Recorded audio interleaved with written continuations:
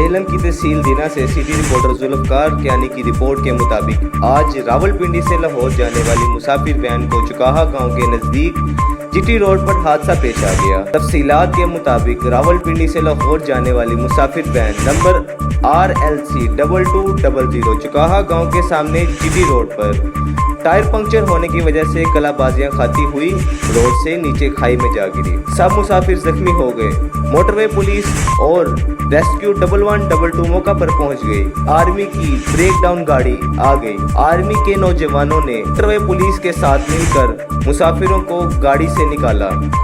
एक मुसाफिर गाड़ी के अंदर फंस गया। गाड़ी को आर्मी की ब्रेकडाउन गाड़ी से खाई से निकाला गया। मुसाफिर वैन को तोड़कर मुसाफिर को निकाला गया। सब मुसाफिरों को DHU झेलम मुंतकिल कर दिया गया।